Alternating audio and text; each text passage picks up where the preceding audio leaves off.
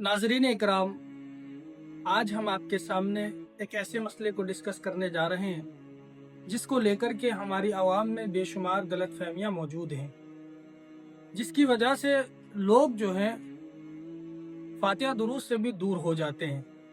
यानी कि हम बात कर रहे हैं एक ऐसे मसले की जिसका जानना हमारा और आपका बहुत ज़रूरी है, बिलखुसूस ख़वातीन इस्लाम का जानना बहुत ज़रूरी है। हमारे यहाँ एक चीज़ बहुत मशहूर है कि जिस औरत के अय्याम ख़ास चल रहे हों, यानी कि नापाकी के दिन चल रहे हों, वो औरत ना ही फातिहा का खाना बना सकती है, ना ही फातिहा का खाना खा सकती है, ना ही दूसरों को दे सकती है।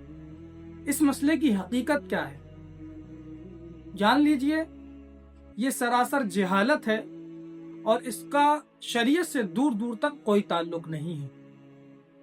इस ज़मन में हम आपके सामने दो हदीस पाक रखते हैं। आकाए करीम सल्लल्लाहु ताला अलैहि वसल्लम की हदीस पाक सही बुखारी की हदीस पाक है कि हुजूर पाक अलैहिस्सलातु वस्सलाम मस्जिद नबवी शरीफ में क़याम फरमा रहे थे।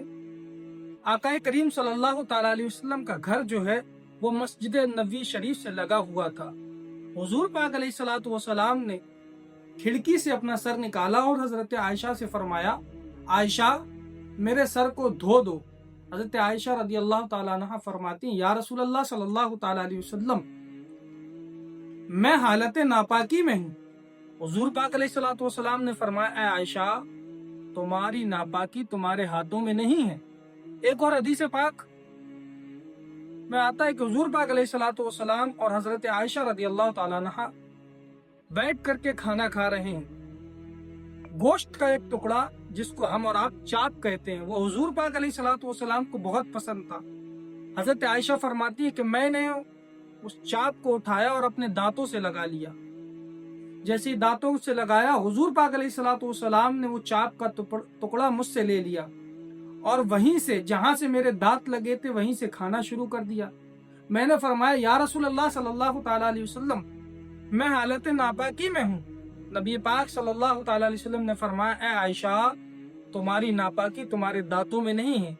मजीद बयान फरमाती है कि हमने जिस गिलास से पानी पिया था, जहां मेरे होठ लगे थे, नबी पाक सल्लल्लाहु ताला अलैहि वसल्लम ने वहीं से उस गिलास से पानी भी पिया और फरमाया, मैंने फरमाया, या रसूलुल्लाह सल्लल्लाहु ताला अलैहि वसल्लम, मैं हालत नापाकी में हूँ। मेरे आका ने फरमाया, आयशा तुम्हारी नापाकी तुम्हारे होठों में नहीं है।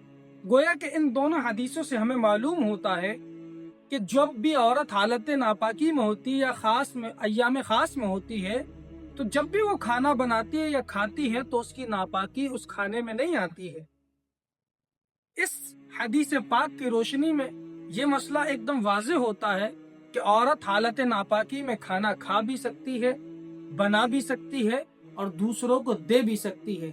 लेकिन हमारे मुआशरे में ये गलतफहमी इतनी फैली हुई है कि लोग जो है बनाना तो दूर की बात है, उसको छूने तक का नहीं देते हैं। लोग जो है उसके पास बैठना पसंद नहीं करते हैं। याद रखें, मुफ्ती आज़म हिंद अलैहि रहमान ने इस पर एक फतवा तहरीर फरमाया कि जो लोग अय्याम खास में अपनी बीवियों से ताल्लुकात खत्म कर लेते हैं, उनके पास नहीं बैठते, उनके पास उठना बैठना पसंद नहीं करते, आप फरमाते हैं ये यहूद और नसारा का तरीका है।